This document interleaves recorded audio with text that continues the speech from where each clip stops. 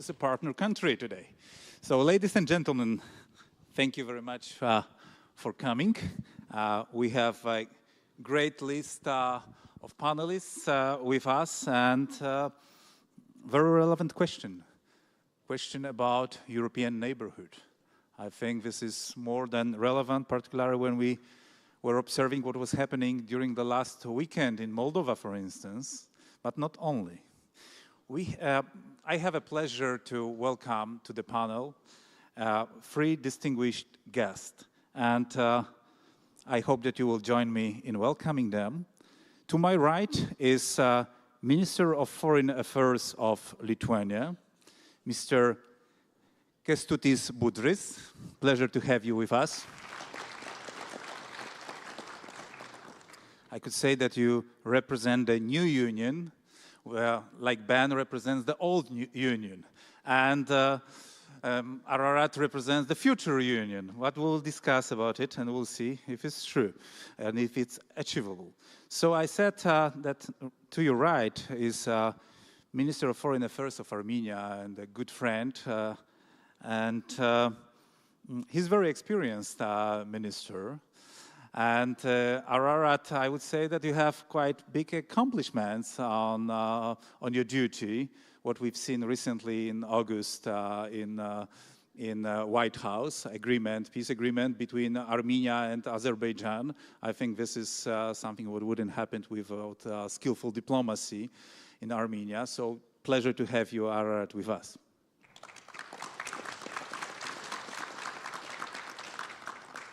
And as I mentioned, the old union is also represented here in a very young spirit and very promising, already very successful politician and good friend of mine, Ben Haddad. It's a pleasure to have you here, Ben. And it's not the first time that you are here. And each time you come, you get promotion. I don't know if it's because you visit Warsaw or is it work at home?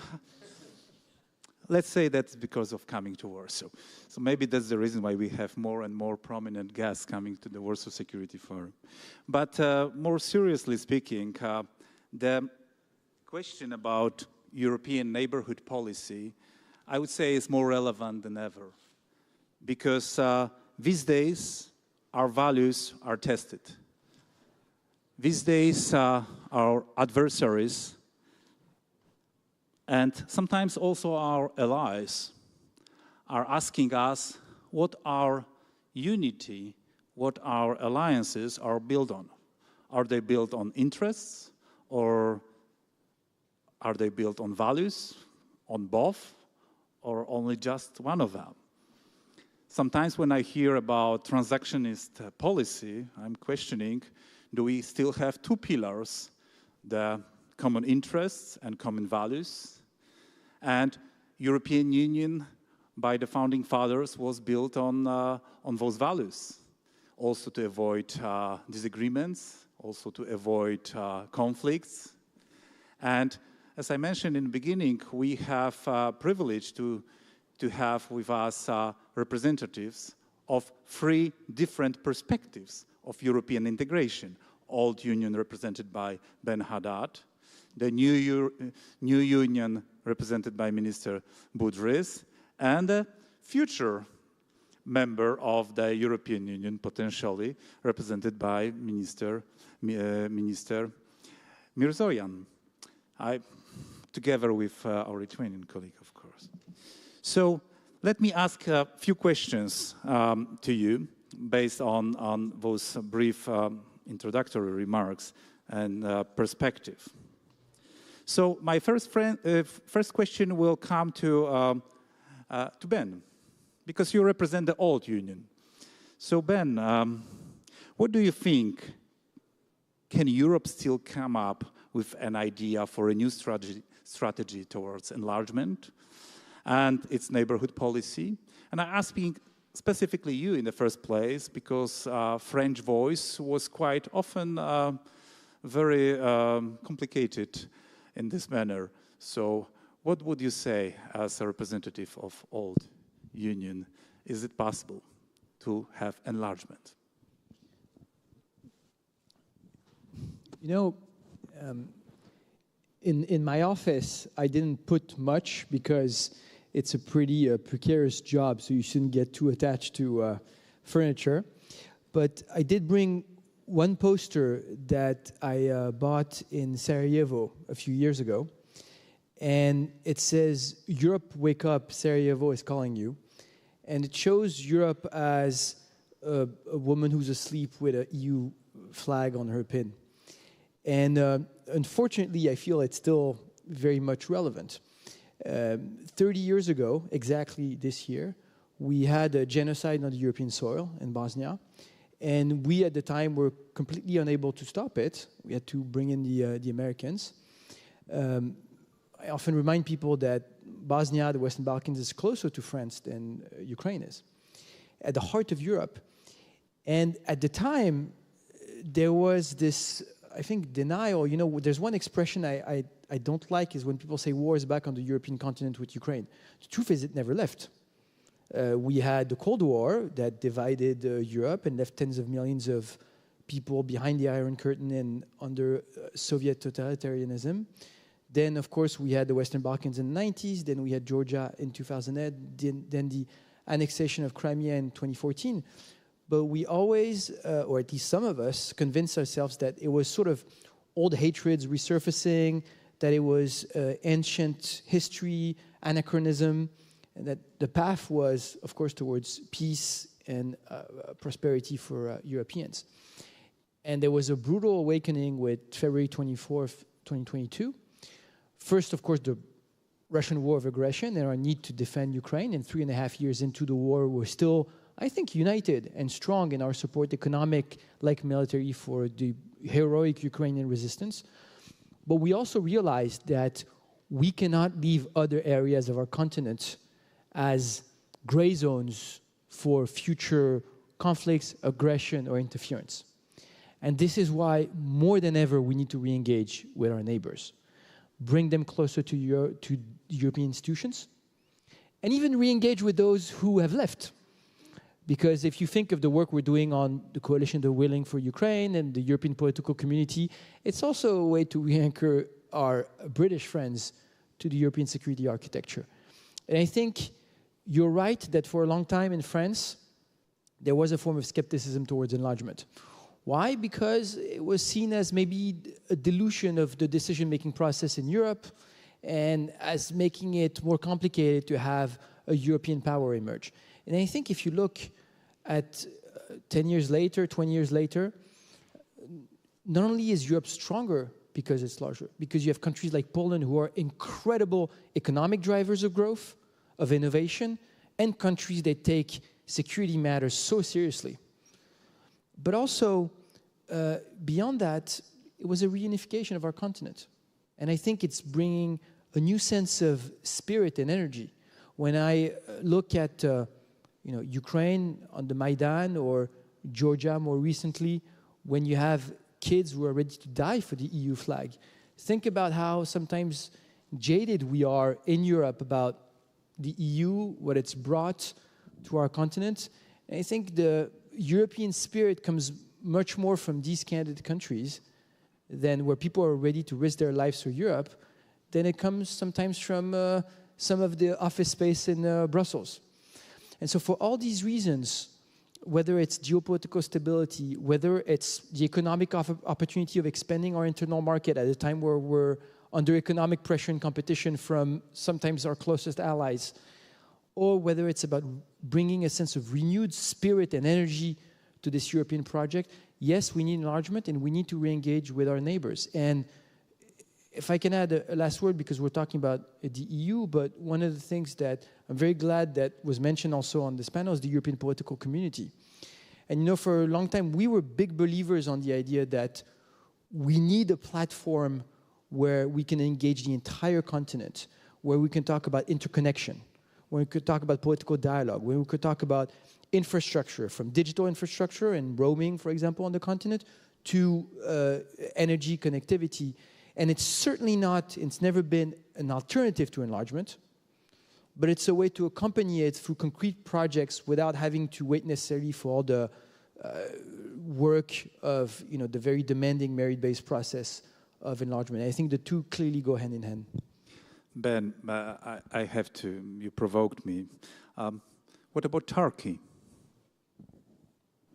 You said about neighbors that we have to be inclusive. What about Turkey joining European Union? Well, as you know, Turkey is a member of the European political community.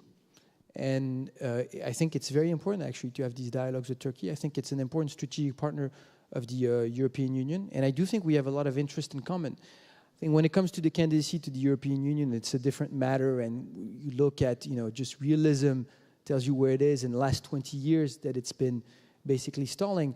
But I do think that the EU needs to be very engaged with its strategic partners, and Turkey is one of them, clearly, both in the Middle East and the Black Sea.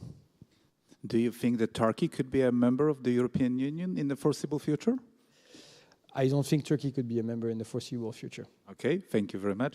So now let's switch to our Lithuanian neighbor. Perspective, actually the same question, but from the perspective of new member state.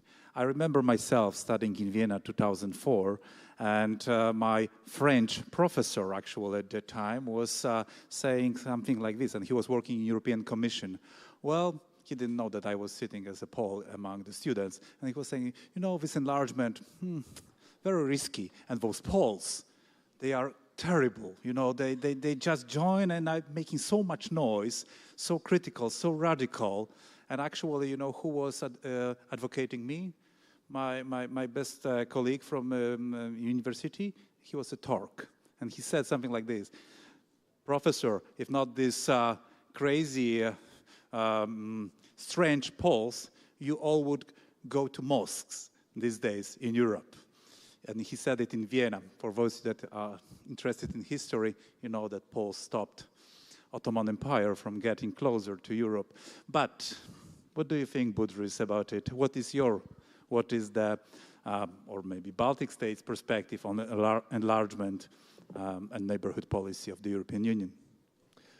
Thank you, Zbigniew. When you addressed me as the representative of New Europe or New European Union member, I feel like I'm, sometimes I'm addressed as a young man, but I'm all gray and I'm 45. So I'm asking myself, so when I won't be young anymore? So same with the new member. 21 years of membership, still new member. So you see, Ararat. It's a long way even after the membership to be admitted as the old one. But without joking and remembering this division, new and old members, and we remember that was Iraq, and there were some of the remarks coming to the new members actually of EU and NATO. Then it was declared division, at least as it was described, towards the approach to United States, towards approach to Russia, towards approach to the other continents and countries, and it was different.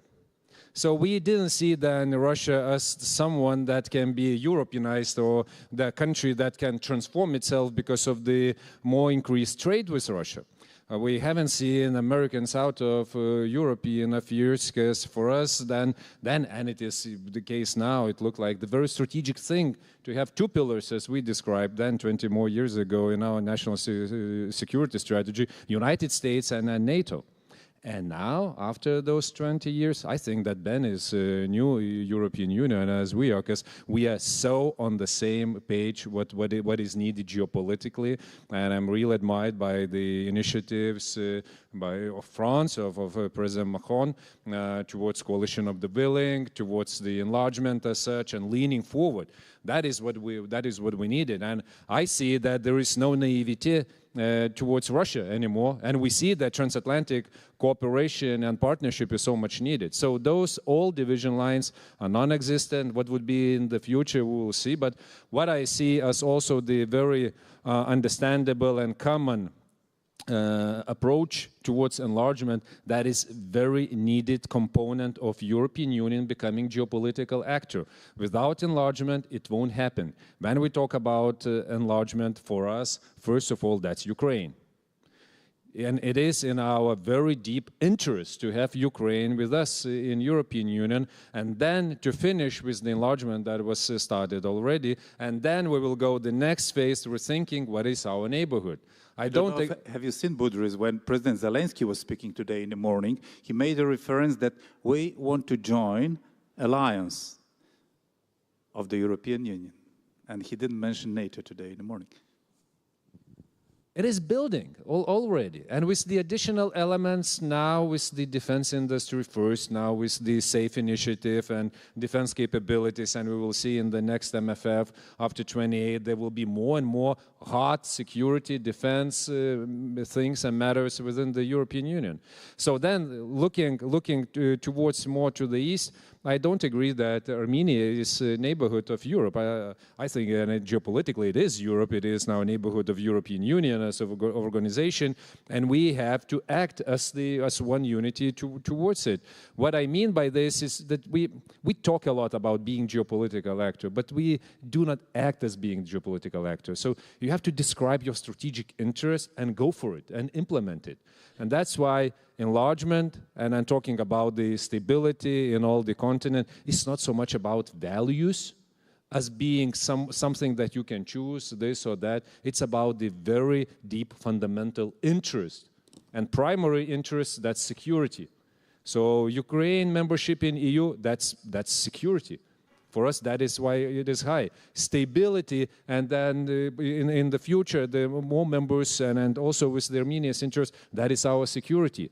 And security not because we will become allies, but because countries, through enlargement, go through a process that we call Europeization, becoming European. What does it mean? It means building strong democracies, building strong institutions, and it's very important in our case that it was building resilience. Building resilience to the country that don't believe in all of it, that it would work. Because for Russia, all the undemocratic regimes are the ones that they know how to deal with. They know how to penetrate. They love kleptocracies because they know how to operate within the kleptocracies, and they have difficulties with democracies. So this is why, for me, it is less about values. I do not deny it, but for me, it's the primary interest, as it is for Lithuania, to have the democratic, stable, friendly neighborhood. And we can go through the map. So you say Ukraine, yes, Armenia, no, Moldova. I'm not saying Armenia, no, I didn't say that. Geopolitical, I'm looking into the map and where we are right now. And of course, when it is the choice to go European Union, it's not like choosing between the organization. It's the very difficult process. You went through it, Lithuania went through it, and we were going through it after the membership. What does it mean to make the environment as the same, regulated in the same way as elsewhere for business, for example? So what would you recommend your government if Armenia would decide to apply? We are supporting this path forward. We just had the meeting with the minister, and we just talked to it. I believe in it because of the many advantages and that you will achieve. The Europeization process. Yeah, through the process. Resilience, first of all. What we are talking when we are talking about the energy security, for example, connections, transport, connections, same regulation. We will have same regulation. We will have the opportunity also to open our markets. Open markets, that would be the huge opportunities for investment and for trade. It goes like this. And I know one country that would love to prevent all of this. That's Russia, obviously. Of course, that's true. Luckily, we were able, supporting the democratic processes in Moldova, that they were resistant from these incursions in their democratic processes. And this is really inspiring, I would say. That's something very positive. And you should measure by the resources that Russia dedicated for these elections in Moldova. How many hundreds of millions they invested into it. This shows how high it is. 1.5% GDP of Moldova, that's the value of it. That's what we are talking. Mr. Mirzoyan, you know that I'm an enthusiast of Armenia and strong supporter. After listening to your predecessors, what do you expect from Europe, from European Union in this area? And what is maybe your experience dealing with European Union in this area? Well, first of all, thank you very much for your introductory remarks. I don't think I deserve those words, but you were probably too kind. You're a diplomat, very modest. Well, I'm not a diplomat, by the way. I don't have any diplomatic background. So I'm sorry to say this, dear colleagues. I think there is certain confusion here. We speak about old EU. Well, first of all, are we speaking about Europe or the European Union? These are different things. Because when you speak about European Union, we can be the potential member, the next one. If you speak about Europe, then Minister is absolutely right. We are in Europe equally as you. We also spoke a little bit about new Europe and old Europe.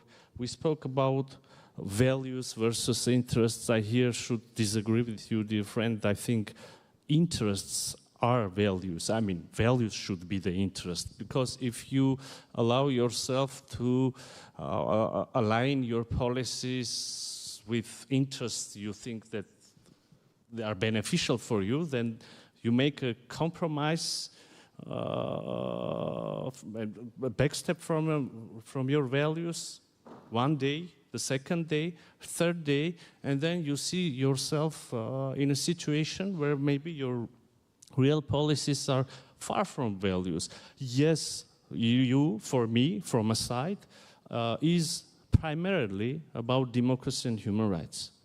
If you make compromises, if you close your eyes about the, I don't know, situations regarding human rights in this country and then the other one, then well, at least EU will become less interesting for me personally. I mean, less attractive for me personally. And in this sense as well, Armenia is even EU in this sense, in sense of democracy. We have already, yes, unexperienced democracy, but we are already an acknowledged democracy. And of course, we will be continuing our democratic reforms. So this dilemma of interests versus values is a trap, I think, is an artificial positioning of the question. Mr. Mirzoyan, let me just give you a hint what I had in mind saying that. I'm sorry if you... Sorry for me, because I maybe was not precise. You know, I was making reference to the American foreign policy these days, to the speech of J.D. Vance in Munich at the Munich Security Conference, when he said that Europe is a source of problems for Europe. And when U.S. government decided to dissolve U.S. aid and abandon soft power of U.S., it was, in my opinion, a bit betraying the values that U.S. was built on and focusing on transactionism and just interests. But in this transactional policy, the risk is that someone could make a better offer. And then you are in a menu. This is exactly what I'm talking about. You are in a menu, and for smaller countries, it's pretty risky to be in this very transactional relation. But just, sorry, it was just an explanation. I am sorry if I got additional confusion here. But yes, you're right. Lots of things are going around Europe's strategic neighborhood. And yes, we can start from the United States. We see that the strongest ally and partner and friend of EU and EU member states, now they have, on very critical issues, they can have slightly or fundamentally different opinions. So this makes, I think, and again, this is aside from aside, this makes EU rethink many things. For instance, increase the sovereignty. This may be, and build some institutions which can give additional confidence to EU as a union. If you look to the east, Europe sees itself as at high risk when it comes to the war in Ukraine. I saw the news recent days about the violation of airspace. So many things are going around EU and Europe, and there are very important things to rethink, at least reassess. But not. I don't want to focus only on the negative things. There are also positive processes happening in the world as well. And here I would like to focus on South Caucasus. on Armenia. We just established peace with Azerbaijan. It was declared in Washington. Also, the ministers, the declaration of peace was signed between my prime minister and President of Azerbaijan. The declaration was witnessed and signed also by President Trump.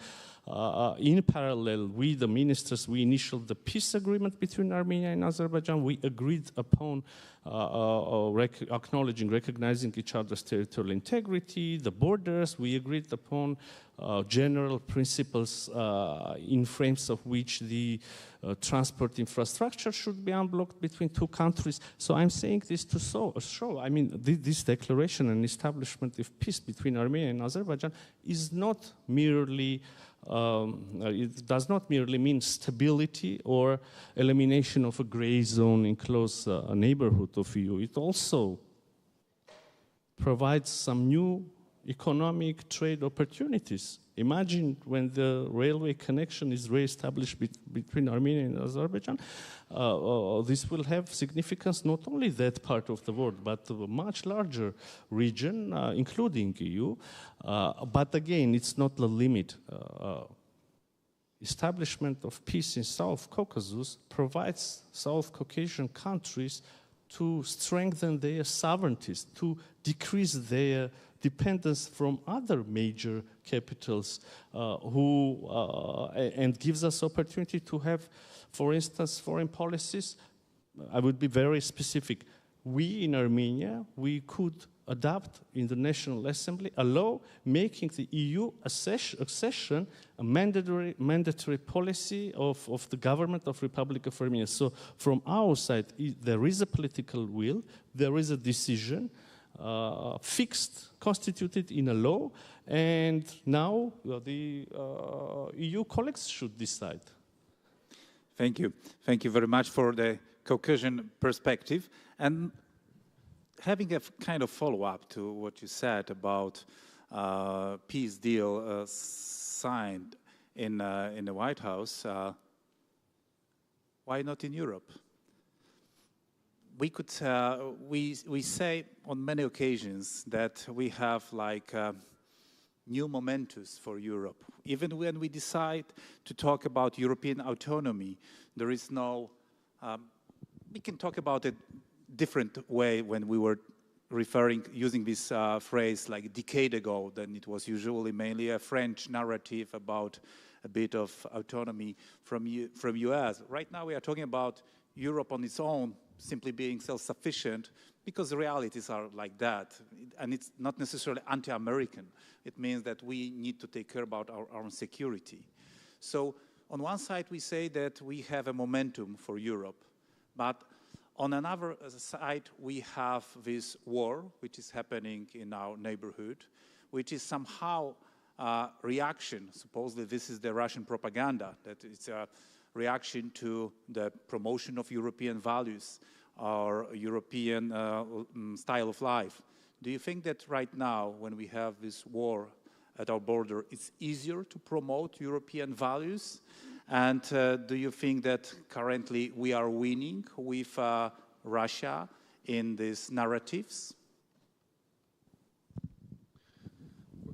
When you are following, if you are following Russian narratives, you would see yourself as the losers. We are done here, and it's nothing to do for us, and that's only United States left on the Western side. So I wouldn't fall into it, because for Lithuania, we were decades of the lost country, and it's like absolutely backyard of Europe that has nothing to do with success. But it is an opposite. So, of course, we are, presented in the light that Russia needs for itself. I think that this is now, it was the momentum and still is the momentum for Europe. More opportunity than something that would provide the outcome inevitably. No, we have to use this opportunity for stronger decision-making. And we cannot allow ourselves to lose our focus. And the focus for Europe's security in upcoming years, that is in Ukraine. Absolutely. If we are not, we are not achieving the long-lasting peace in Ukraine, if Ukraine is not going into EU, we cannot speak about the enlargement seriously, it won't happen because we will have more problems internally. So I think this is the top priority. On the other hand, it doesn't mean that we shouldn't work in many directions. And one of the countries that we are not mentioning, but it is hanging in the air when we are talking about the South Caucasus, that is Georgia, where they are. And we have the candidate country with association agreement and with democracy going down and deteriorating fastly. And one of the reasons was that we missed the momentum when it was there for Europe to act. We thought, maybe it's okay. No, it's not okay. And we see how it escalates into that direction. So I think we have to be aware, we have to be vigilant, and we have to act united. And here we are on the different, absolutely, pace than the United States. They have the centralized decision-making process. On our side, it is complicated. We even need the United States to make our sanctions policy more robust. We need the United States to convince some of our European partners about the energy imports from Russia. This is how we fail on some of the strategic elements right now. So if we are not using this opportunity, that would be more and more difficult to mobilize ourselves. Thank you very much, Budrys. Ben, well, in Armenia, this is your government that is trying to help with the modernization of Armenian army. You are present there. You are trying to help them in their navigation towards Euro-Atlantic community. But at the same time, as I mentioned before, Armenia and Azerbaijan, they decide to look for American support, not European countries' support when signing a peace agreement. Do you think that this is it should be frustrating for Europeans that it's not it didn't happen in Brussels, for instance, or Paris?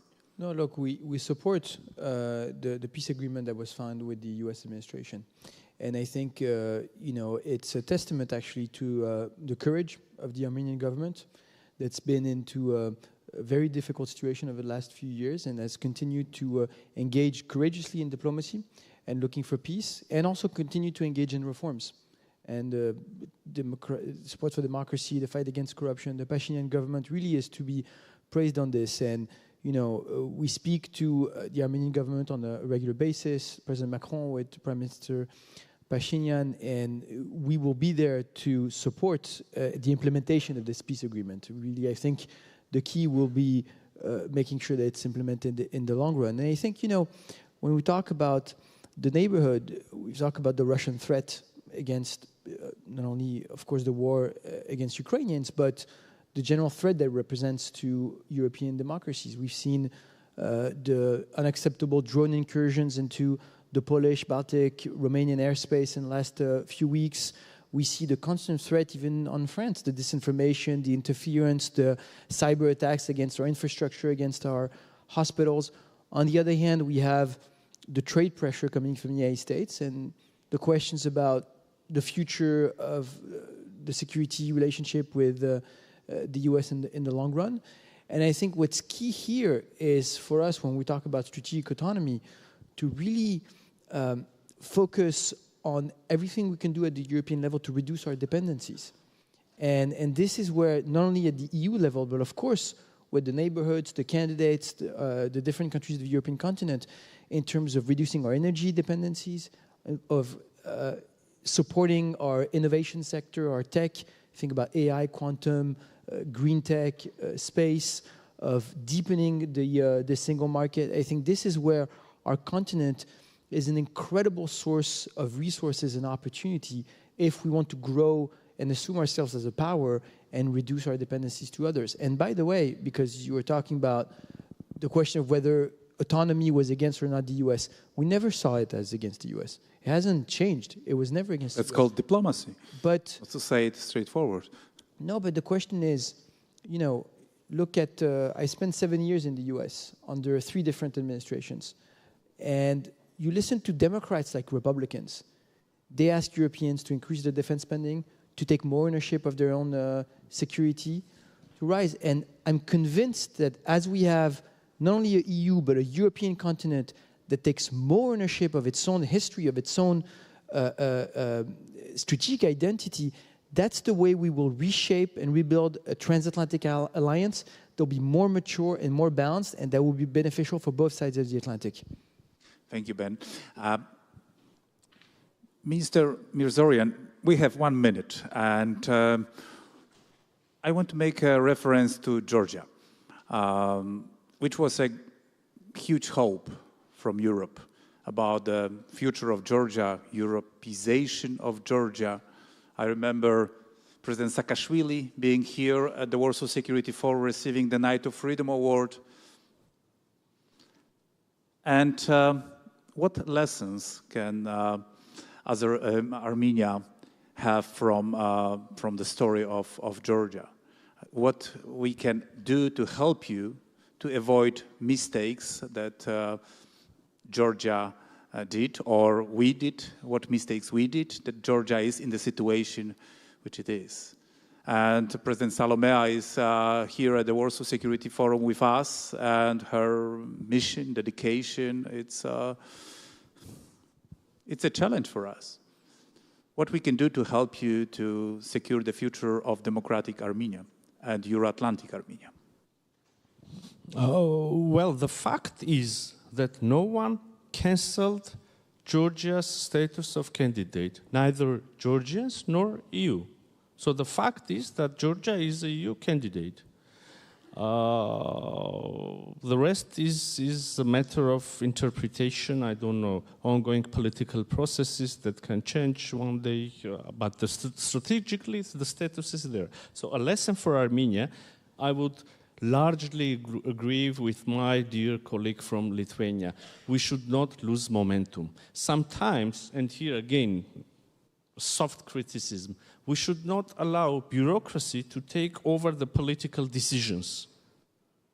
Politics is the area, the way where we should, our nations, our countries should make decisions. Politically, EU should decide. Armenia, you know, we will be continuing our reforms. We will be strengthening our democratic institutions. We will be raising the standards for our goods to make the integration possible. At the end of the day, the decision should be political. If you, as EU, or let us in, then all of us, we will benefit. If you say no to us, then we will still have reformed political institutions. We will benefit from it as well.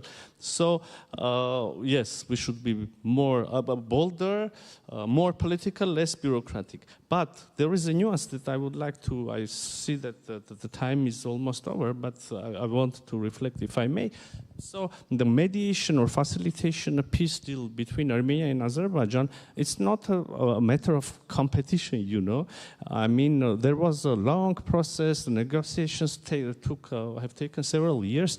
Political leaders, they have been involved. President Macron organized a meeting on the margins of the European political community in Prague. It was several years ago, on 6th of October. And this was the meeting where a very fundamental agreement was reached between Armenia and Azerbaijan. Agreement about acknowledgement of territorial integrity of each other on the basis of 1991 Alma-Ata Declaration, which in its turn means that Armenia is in the borders between Soviet Armenia and Soviet Azerbaijan now are recognized, re-acknowledged as borders between current Armenia and current Azerbaijan. This was the fundamental milestone accomplishment. And is it the next European Policy Committee taking place in Armenia? So yeah, I'm saying this to also show that this European political community summit is very important mechanism, very important platform, and we're proud to say that the next one will take place in Armenia on 4th of May 2026. So we will be waiting for all of you there. I believe that the same members of the panel will Next one is on Wednesday in Copenhagen, and then... Absolutely, I'm sorry. Copenhagen, and then in spring in Armenia. Exactly. So thank you very much to all of you. And I truly believe that we should continue this discussion in Yerevan during the European Political Committee or Yerevan Dialogue that we have as Pulaski Foundation pleasure to be a partner. So we invite all of you to visit Yerevan.